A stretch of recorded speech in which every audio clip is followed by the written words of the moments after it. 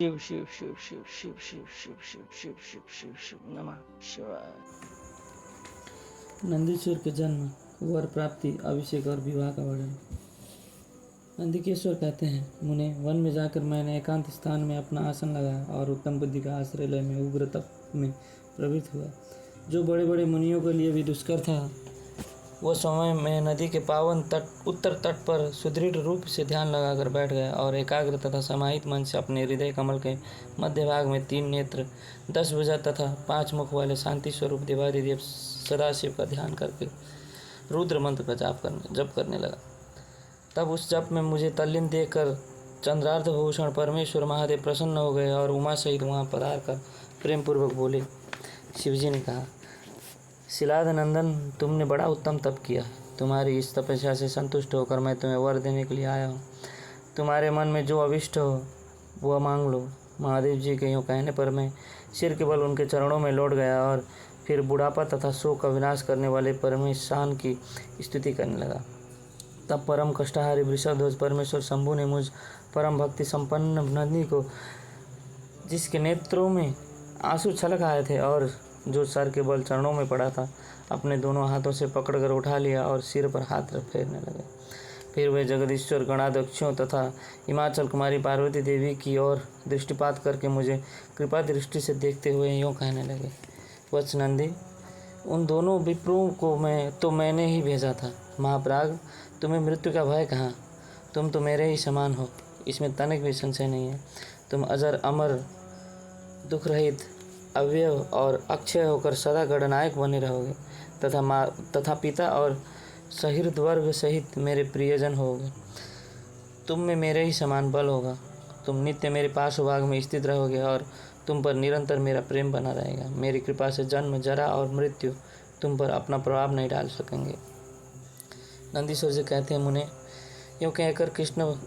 यूँ कहकर कृपा सागर शंभु ने कमलों की बनी हुई अपनी शिरोमाला को उतार कर तुरंत ही मेरे गले में डाल दिया। विप्रवर, उस शुभ माला के गले में पड़ते ही मैं 3 नेत्र और 10 भुजाओं से संपन्न हो गया तथा द्वितीय शंकर सा प्रतीत होने लगा। तदनंतर परमेश्वर शिव ने मेरा हाथ पकड़कर पूछा, बताओ, अब तुम्हें कौन सा उत्तम वर दूं? फिर उन वृषभध्वज ने अपने जटा में स्थित हार के समान निर्मल जल को हाथ में ले, तुम नदी हो जाओ, यूँ कहकर उसे छोड़ दिया। तब वह जल उत्तम ढंग से बहने वाली स्वच्छ जल से परिपूर्ण महान वेगशालिनी दिव्य रूपा 5 सुंदर नदियों के रूप में प्रवर्तित हो गया। उनके नाम है जटोदका, त्रिस्त्रोता, वृषध्वनि, स्वर्णोदका और जम्बू नदी। मुने, यह पंचनद शिव के पृष्ठभाव की भांति परम शुभ है। महेश्वर के निकट इसका नाम लेने से यह परम पावन हो जाता है। जो मनुष्य पंचनद पर जाकर स्नान और जप करके परमेश्वर शिव का पूजन करता है, वह शिवसायुज्य को प्राप्त होता है, इसमें संशय नहीं है। तत्पश्चात शंभु ने उमा से कहा, अबे, मैं नंदी का अभिषेक करके इसे गणाध्यक्ष बनाना चाहता हूँ। इस विषय में तुम्हारी क्या राय है? तब उमा बोली, देवेश, आप नंदी को गणाध्यक्ष पद प्रदान कर सकते हैं, क्योंकि परमेश्वर यह शीलाद नंदन मेरे लिए पुत्र सरीखा है, इसलिए नाथ, यह मुझे बहुत ही प्यारा है। तदनंतर भक्त वत्सल भगवान शंकर ने अपने अतुल बलशाली गणों को बुलाकर उनसे कहा। शिवजी बोले, गणनायकों, तुम सब लोग मेरी एक आज्ञा का पालन करो। ये मेरा प्रिय पुत्र नंदीश्वर सभी गणनायों का अध्यक्ष और गणों का नेता है, इसलिए तुम सब लोग मिलकर इसका मेरे गणों के अधिपति पद पर प्रेम पूर्वक अभिषेक करो। आज से यह नंदीश्वर तुम लोगों का स्वामी होगा। नंदीश्वर जी कहते हैं, मुने, शंकर जी के इस कथन पर सभी गणनायकों ने एवं अस्तु कहकर उसे स्वीकार किया और वे सामग्री जुटाने में लग गए।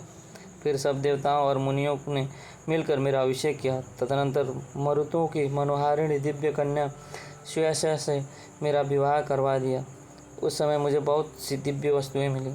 महामुने, इस प्रकार विवाह करके मैंने अपनी उस पत्नी के साथ शंभु, शिवा, ब्रह्मा और श्रीहरि के चरणों में प्रणाम किया। तब त्रिलोकेश्वर भक्तवत्सल भगवान शिव पत्नी सहित मुझसे परम प्रेम पूर्वक बोले।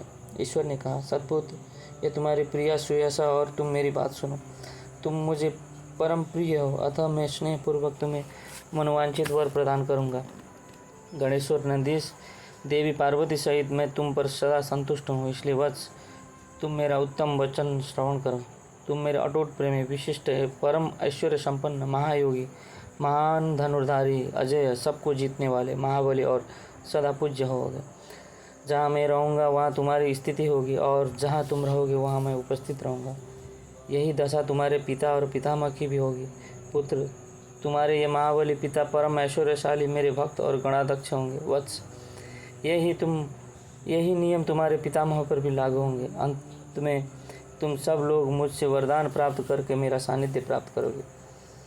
नंदीश्वर जी कहते हैं, मुने, तत्पश्चात महाभागा उमा देवी वर देने के लिए उत्सुक हो मुझ नंदी से बोली, बेटा तू मुझसे भी वर मांग ले, मैं तेरी सारी अभिष्ट कामनाओं को पूर्ण कर दूंगी।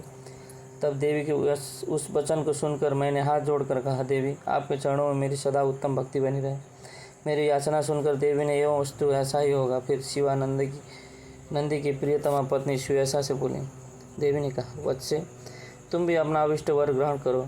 तुम्हारे 3 नेत्र होंगे, तुम जन्म बंधन से छूट जाओगे और पुत्र पौत्रों से संपन्न रहोगी तथा तुम्हारी मुझ में और अपने स्वामी में अटल भक्ति बनी रहेगी।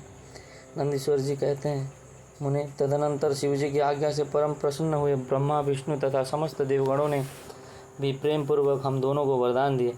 तत्पश्चात परमेश्वर शिव कुटुंब सहित मुझसे अपनाकर तथा उमा सहित वृक्ष पर आरूढ़ हो संबंधियों एवं बांधवों के साथ अपने निवास स्थान को चले गए। तब वहाँ उपस्थित विष्णु आदि समस्त देवता मेरी प्रशंसा तथा शिवा की स्तुति करते हुए अपने अपने धाम को चल दिए।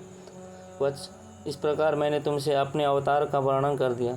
महामुने, यह मनुष्यों के लिए सदा आनंददायक और शिव भक्ति का वर्धक है। जो श्रद्धालु मानव भक्तिभावित चित्त से मुझ नंदी के इस जन्म, वर प्राप्ति, अभिषेक और विवाह के वृतांत को सुनेगा अथवा दूसरों को सुनाएगा तथा पढ़ेगा या दूसरों को पढ़ाएगा, वह इस लोक में संपूर्ण सुखों को भोग कर अंत में परम गति को प्राप्त होगा। अध्याय 7 समाप्त। शिव शिव शिव शिव शिव शिव शिव शिव शिव शिव शिव नमः शिवाय।